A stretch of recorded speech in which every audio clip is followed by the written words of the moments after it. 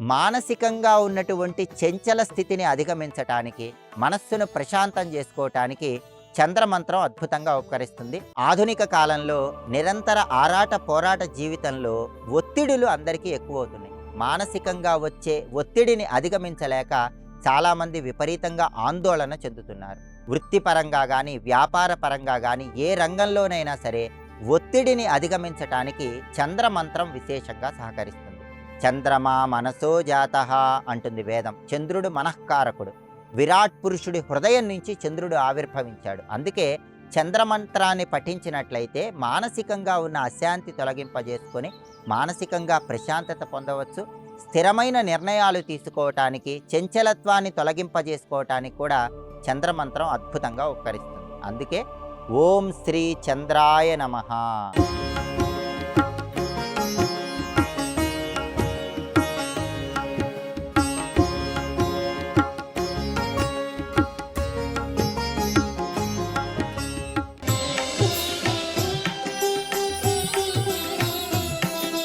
ఈ చంద్రమంత్రం వెనుక ఉన్నటువంటి పౌరాణిక నేపథ్యాన్ని పరిశీలించినట్లయితే దక్ష ప్రజాపతికి 27 మంది కుమార్తెలు ఉండేవాళ్ళు. ఈ 27 మంది కుమార్తెలను నవగ్రహాలలో చంద్రుడికిచ్చి దక్ష ప్రజాపతి వివాహం జరిపిస్తాడు.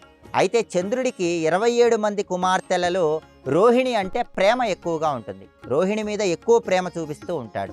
దాంతో తట్టుకోలేని మిగిలిన కుమార్తెలందరూ కూడా దక్షుడి దగ్గరకు వెళ్ళి విషయం తెలియజేస్తారు. దాంతో దక్షుడికి కోపం వచ్చి తన కుమార్తెలందరినీ కూడా సమానమైన ప్రేమ భావంతో చూడలేదని చంద్రుడికి క్షయరోగివి కమ్మని శాపం ఇస్తాడు. క్షయరోగివి కమ్మని శాపం ఇవ్వటం అంటే దానిలో ఉన్న అర్థం ఏంటంటే చంద్రుడి కళలు క్షీణించిపోవటం అని అర్థం. దక్ష ప్రజాపతి ఇచ్చిన శాపం వల్ల చంద్రుడి కళలు రోజు రోజుకు తగ్గిపోవటం ప్రారంభిస్తాయి. దాంతో చంద్రుడు బాధపడి ప్రభాస తీర్థము అనే తీర్థం దగ్గరకు వెళ్ళి పరమేశ్వరుడి గురించి తపస్సు ఆచరిస్తాడు. పరమేశ్వరుడు ప్రత్యక్షమై నీకేం వరం కావాలో కోరుకోమంటే మా మామగారు నాకు ఇచ్చినటువంటి శాపం నుంచి నన్ను బయటికి తీసుకువచ్చి నా కళలు వృద్ధి చెందేలాగా అనుగ్రహాన్ని కలిగింపజేయమని పరమేశ్వరుణ్ణి చంద్రుడు ప్రార్థిస్తాడు. అప్పుడు పరమేశ్వరుడు తన నుదుటి మీద చంద్రుణ్ణి ధారణ చేస్తాడు. తన శిరస్సు మీద చంద్రుణ్ణి ధరించడం వల్ల పరమేశ్వరుడు చంద్రశేఖరుడయ్యాడు. అప్పటి నుంచి చంద్రుడి కళలు క్షయమవటంతో పాటుగా వృద్ధి చెందటం కూడా ప్రారంభమయ్యాయి. పరమేశ్వరుడి అనుగ్రహం వల్ల అమావాస్య నుంచి పౌర్ణమి వరకు చంద్రుడి కళలు పెరగటం అనేది అప్పటి నుంచి ప్రారంభమైంది. దక్ష ప్రజాపతి శాపం వల్ల పౌర్ణమి నుంచి అమావాస్యకు చంద్రుడి కళలు తగ్గిపోయినప్పటికీ మళ్ళీ అమావాస్య నుంచి పౌర్ణమికి పరమేశ్వరుడి అనుగ్రహం వల్ల చంద్రుడి కళలు పెరుగుతూ ఉన్నాయని పౌరాణిక గ్రంథాల్లో చెప్పడం జరిగింది. ఈ పౌరాణిక నేపథ్యంలో చంద్రుణ్ణి పరమేశ్వరుడు ధరించిన తర్వాత ఋషులందరూ కూడా వాళ్ళ దివ్య శక్తితో చంద్రుణ్ణి దర్శించుకొని ఓం శ్రీ చంద్రాయ నమః అనే మంత్రాన్ని మానవాళికి అందించారు. ఈ మంత్రంలో ఉన్నటువంటి అర్థాన్ని, భావాన్ని పరిశీలిస్తే ఓం శ్రీ చంద్రాయ నమః సృష్టికి మూలమైన ప్రణవాక్షరం ఓంకారంతో ఈ మంత్రం ప్రారంభమవుతుంది. శ్రీ అంటే శుభానికి సంకేతం. చంద్రుడి శక్తి మనకు సమస్త శుభాలను కలిగింపజేయాలన్న అర్థంలో శ్రీకారంతో ఈ మంత్రాన్ని జపిస్తున్నాం. చంద్రాయ నమః. చంద్రాయ నమః అంటే తన వెలుగు కిరణాలతో మానసికంగా ఉన్న అశాంతిని తొలగింపజేసి మానసిక ప్రశాంతతను కలిగింపజేసే చంద్రుడికి నమస్కారం అనే అర్థంలో ఓం శ్రీ చంద్రాయ నమః అంటూ ఈ మంత్రాన్ని ప్రతి ఒక్కరూ తప్పనిసరిగా జపించాలి.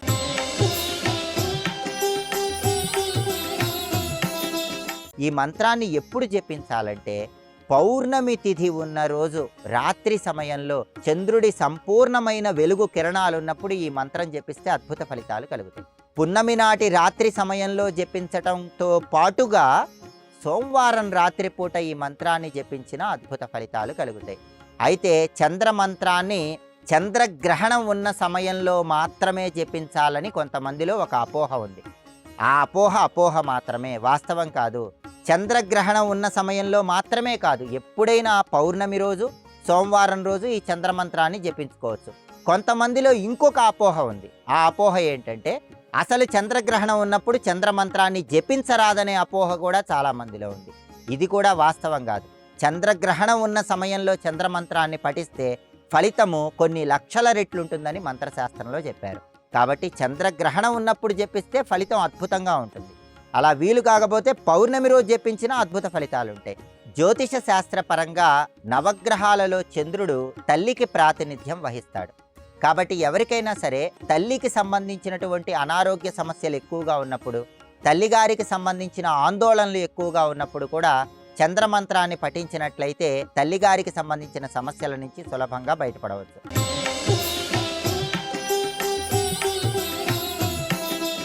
ఆధునిక కాలంలో సాఫ్ట్వేర్ రంగంలో ఉన్నవారు నిరంతరము ఒత్తిడికి లోనవుతున్నారు. నవగ్రహాలలో చంద్రుడు సాఫ్ట్వేర్ రంగానికి ప్రాతినిధ్యం వహిస్తాడు. కాబట్టి సాఫ్ట్వేర్ రంగంలో ఎదురయ్యే ఒత్తిడి, ఆందోళన వీటిని అధిగమించడానికి కూడా చంద్రమంత్రం విశేషంగా సహకరిస్తుంది. అలాగే తల్లి తరపు ఆస్తిపాస్తులు తొందరగా సంక్రమించడానికి కూడా చంద్రమంత్రం అద్భుతంగా ఉపకరిస్తుంది. వ్యవసాయ రంగంలో అరటి, పనస, కొబ్బరి ఇలాంటి పంటలు బాగా పండాలన్నా కూడా చంద్రుడి అనుగ్రహం కావాలి. కాబట్టి ఈ పంటలు బాగా పండటానికి కూడా చంద్రమంత్ర పఠనం విశేషమైన శుభ ఫలితాలను కలిగింపజేస్తుంది. అలాగే మానసికంగా అస్థిరత్వం, చంచలత్వం ఎక్కువగా ఉన్నప్పుడు ఆ చంచలత్వాన్ని తొలగింపజేసుకోవడంతో పాటుగా సాధారణంగా పిల్లలలో జన్మించినప్పుడు బాలారిష్ట దోషాలు ఉంటాయి. ఈ బాలారిష్ట దోషాల వల్ల పిల్లలు జన్మించిన తర్వాత 7 సంవత్సరాల్లోపు తీవ్రమైన అనారోగ్య సమస్యలు వస్తూ ఉంటాయి. పిల్లలకు బాలారిష్ట దోషాల వల్ల వచ్చే అనారోగ్య సమస్యలు తొలగింపజేయటానికి కూడా చంద్రమంత్రం విశేషంగా సహకరిస్తుంది. అలాగే ఆరోగ్యపరంగా ప్రధానంగా చంద్రుడు జాతకంలో దోషయుక్తమై ఉన్నట్లయితే శీతల సంబంధమైనటువంటి వ్యాధులను కలిగింపజేస్తాడు. జలుబు, దగ్గు, ఆయాసం, ఉబ్బసం ఇటువంటి శీతల సంబంధమైన వ్యాధులన్నీ మనకు రావటానికి కారణం నవగ్రహాల్లో చంద్రుడి బలం తక్కువగా ఉండటమే. అటువంటప్పుడు జాతకంలో చంద్రబలం తక్కువగా ఉండటం వల్ల ఏర్పడే ఈ రకమైన సమస్యలన్నీ తొలగింపజేసుకోవటానికి చంద్రమంత్రాన్ని తప్పనిసరిగా పఠించాలి. అందుకే ఓం శ్రీ చంద్రాయ నమః ఈ ఒక్క మంత్రాన్ని పఠించడం ద్వారా ఈ సమస్యలన్నీ అధిగమించి సమస్త శుభ ఫలితాలను సిద్ధింపజేసుకోవచ్చు.